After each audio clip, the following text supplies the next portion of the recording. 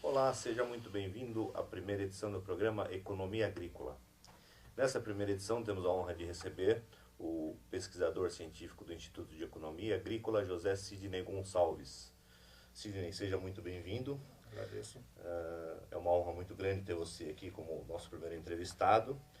E hoje vamos falar sobre o fechamento da segunda quadricemana do mês de julho de 2011, em que nesse fechamento nós tivemos aí o IQPR vegetal em São Paulo menos 7,33, sem considerar a cana 6,83 e animal 2,3%.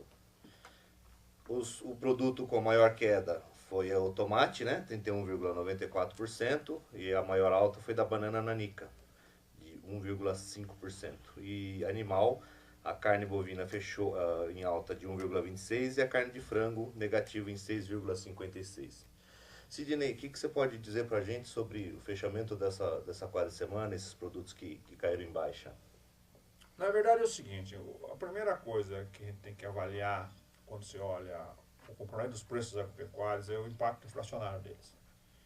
Nós tivemos em 2009 um ano de preços muito ruins, preços muito baixos. Isso, de certa forma, ajudou a segurar a crise. Lembre bem que nós estávamos aí manifestando no primeiro semestre inteiro de 2009 uma parte da crise e os efeitos principalmente sobre a produção, porque nós plantamos, na verdade, o que comemos em 2009 a partir do segundo semestre de 2008, a safra agrícola, tanto é que o ano agrícola começa em julho de 2008 e termina em junho do outro ano. Todos os anos agrícolas são assim, porque o ano agrícola que nós estamos vivendo hoje, nós estamos vendo o primeiro mês do ano agrícola 2011-2012, tendo em vista que o ano agrícola anterior começou em junho de 2010 e terminou em julho de 2010 e terminou em junho de 2011. Então, desse ponto de vista, você tem que a agricultura ela tem esses efeitos sazonais importantes. O que nós temos?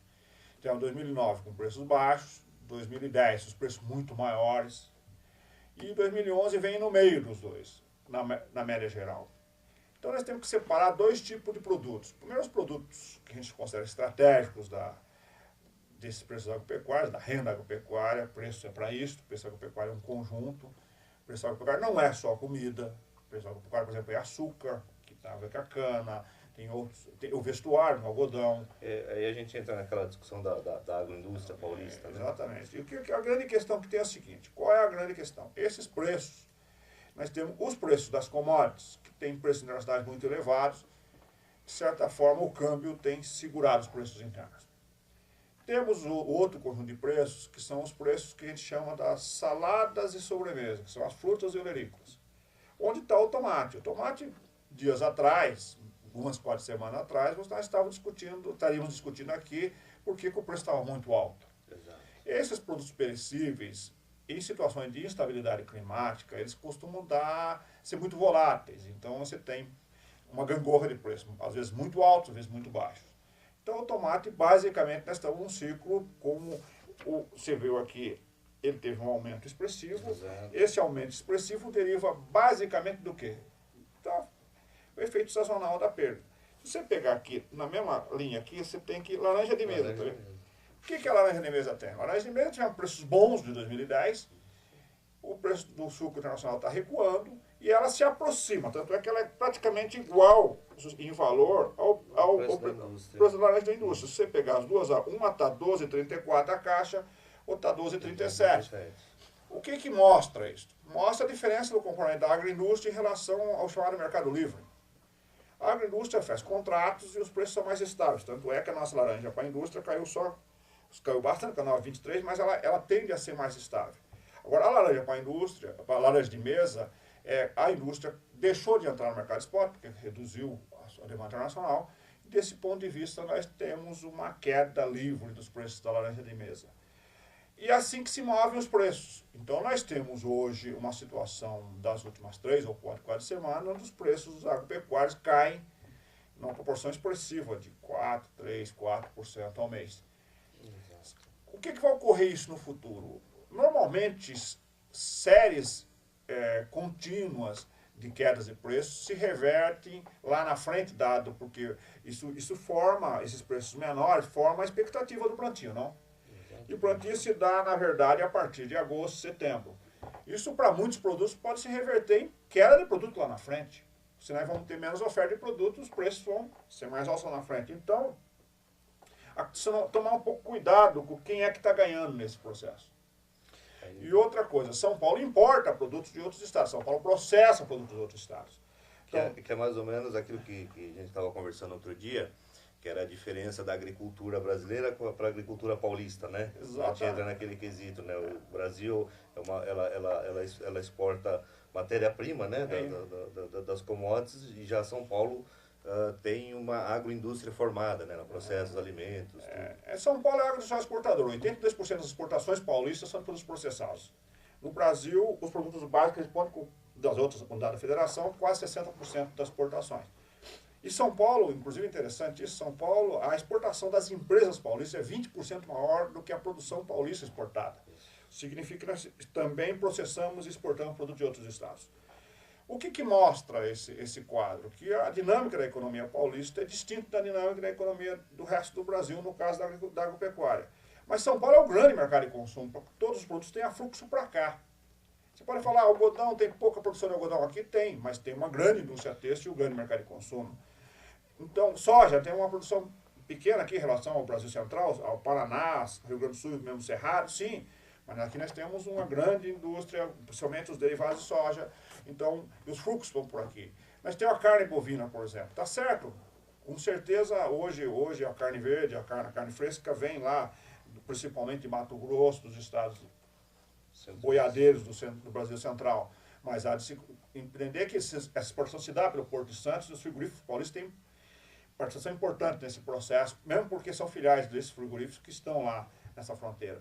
Então, São Paulo acaba sendo um retrato do Brasil. A única grande questão que tem que tomar um certo cuidado é que São Paulo sofre o efeito mais direto dessa questão cambial, porque as economias industriais sofrem mais com o câmbio do que as economias primárias exportadoras. E aí, nesse caso, o IA lançou agora no finalzinho do mês de junho, né, 30 de junho, a balança comercial do primeiro semestre, né? Então, aproveitando o tema que a gente está falando aí de câmbio, de mercado externo, gostaria que você comentasse com a gente um pouquinho, né, mais da balança comercial do primeiro semestre, quais foram os resultados, o que implicou, né, quais as causas que implicaram nesse resultado. Na verdade, o que nós estamos sentindo no Brasil, dólar baixo significa mais, estima a exportação, estima a importação e exportação mais difícil. Então, quando você olha São Paulo, o Estado como um todo, a economia como um todo, nós tivemos um aumento do déficit. O déficit nos primeiros semestres de 2010 foi de 7 bilhões e pouco, e depois passou para 12 bilhões, quase 12 bilhões e meio. O que mostra isso? Mostra de dólares. O que mostra isso? Mostra que nós temos uma compra, um crescimento mais expressivo das importações em relação ao das exportações. Quando você olha a agricultura de São Paulo, o agronegócio de São Paulo, nós temos também quase com uma manutenção. O saldo desta agricultura era 5,10 bilhões em 2010, passou no primeiro semestre deste ano a 5 bilhões. O que mostra, na verdade, uma queda muito pequena. Isto revela claramente o efeito câmbio, porque quando você olha o Brasil, a situação é muito diversa disto. O que o Brasil é muito diversa disto? Quando você olha o Brasil, o saldo do agronegócio brasileiro cresce de forma expressiva, cresce de 26,34 bilhões para 29 bilhões, o que mostra que apenas as commodities estão tendo preços internacionais maiores e não os produtos industriais. Nesse caso, o que está salvando a economia é justamente, a balança comercial é justamente a agricultura. É a agricultura de produtos primários, o que eu não sei se isso é interessante para visão de longo prazo. Entendeu? Por quê? Porque você tem, na verdade, os produtos primários empurrando cada vez mais o câmbio para baixo em função de uma demanda externa, de preços externos muito bons. Então, nós vamos exportar soja ao custo da Lei Candir, que exonera de ICMS as exportações de produtos básicos, e deixamos de exportar produtos com maior valor agregado, que geram mais emprego internamente e que dão conta da estrutura industrial, que São Paulo, não é só na capital, mas no interior é importante. E isso reflete também se a economia internacional tiver um problema aí com essa crise com os Estados Unidos, com a Europa, com a Grécia, isso pode afetar a gente também, pode afetar o país. Esse efeito é um pouco mais difuso, mas pode afetar. O que pode afetar? O que pode afetar basicamente é, por exemplo, os preços internacionais estão disparando, os preços de commodities. Vão se sustentar? Provavelmente não, né? Entendeu? De outro lado, estão sendo quebradas algumas barreiras, como a do etanol americano, o próprio suco laranja. Isso vai aumentar nossas expectativas de exportar tanto o suco como o etanol para lá? Quebrando subsídios, né? Tanto os Estados Unidos como a Europa. Então, essas grandes discussões, nós estamos num período de transição. Como é que vai configurar isso a médio prazo? É muito complexo. Por exemplo, tem sentido a gente exportar algodão para a China, fazer têxtil barato e quebrar nossa indústria têxtil? A discussão é um pouco mais profunda. Nós temos que pensar de forma objetiva como é que vamos fazer esse ajuste.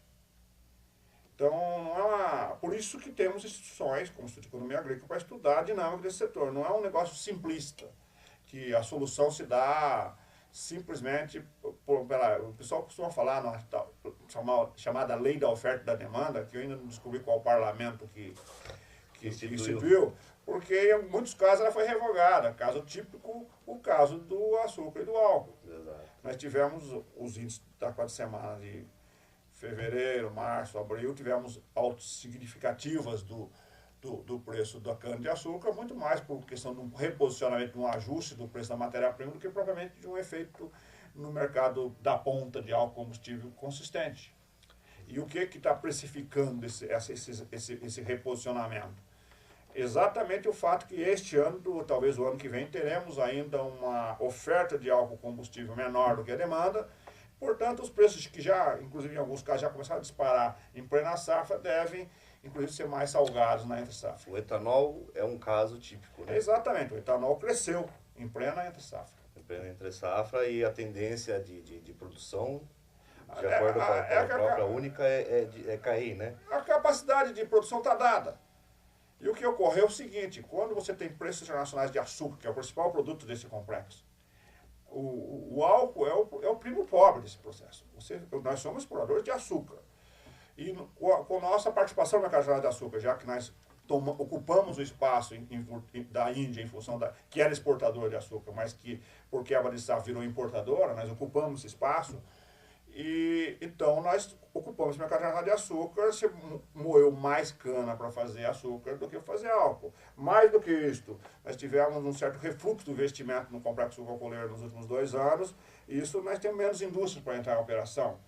Então nós temos hoje, vamos ter um impacto lá na frente diferenciado. Como é que vai se dar isto?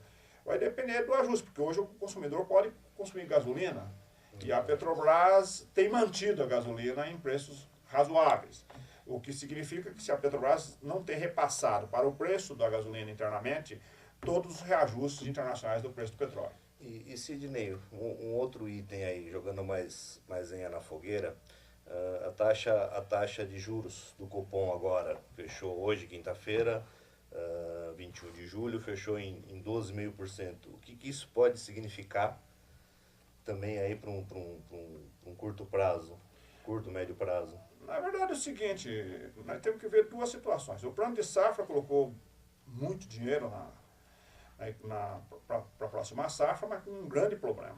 Ele não equacionou o plano da dívida rural, que nós temos, inclusive, os produtores de soja de Mato Grosso. Hoje tem uma notícia na internet dizendo que eles estão tendo suas máquinas arrestadas, que significa o questionamento da dívida. A dívida rural existe e não está solucionada. De outro lado, né, e portanto eles são inadimplentes, não podem tomar crédito, então nós vão ter sua capacidade de produção bastante afetada, porque se esse cara for tomar no mercado, ele está perdido, né, porque ele vai pagar o juro maior. Porque como é que se dá o financiamento do plantio? Se dá uma parcela pelos juros oficiais, 6,75, outra parcela do custeio é financiado por venda antecipada, seja por CPR, por CDCA, esses títulos financeiros, seja por outros mecanismos contratuais. E cada multinacional que vai vender seu fertilizante, sua semente ou outros insumos e mesmo máquinas para os produtores, a prazo safra, vai embutir uma taxa de desconto que equivale a uma expectativa de remunerar seu capital pela taxa de juros. Se a taxa de juros aumentou, significa que o custo do dinheiro nessas operações vai ser mais caro. Então nós vamos ter, na verdade, um custo financeiro do processo de produção, de custeio mais elevado. Isso pode levar, na verdade, a um impacto lá na safra, lá no custo da safra lá na frente. Se esses preços não forem bons, nós podemos ter prejuízos. Muito bem. E no caso da dívida rural que você falou, uma solução interessante, qual seria? Na verdade, nós temos que rediscutir de forma soberana e inteligente a dívida rural. Nós estamos empurrando ela por baixo do tapete já há alguns anos. Na verdade, é um assunto interessante que ninguém quer falar. Ninguém fala de forma explícita. Quer dizer, ninguém quer se posicionar. Não sei se porque acham que é politicamente incorreto por alguma razão. O fato é o seguinte, o tamanho dessa dívida, para muitos produtores, ela é impagável. Então quer dizer que se não se resolver o problema, tendo-se uma crise que pode vir, o problema volta à tona. Volta à tona e mais grave. O produtor, na verdade, esse cara que está endividado, está fora do mercado. É muito complicado. Ele não pode nem ter título financeiro. Muito complicado. Isso aí a gente vai conversar outras vezes sobre esse tema, então, com mais profundidade. Sidney, quero agradecer muito a sua participação aqui no nosso programa e convidá-los para assistir na próxima semana o pesquisador também do Instituto de Economia Agrícola, Eduardo Pires Castanho Filho, que vai falar para a gente sobre o mercado de resinas. Muito obrigado e até lá.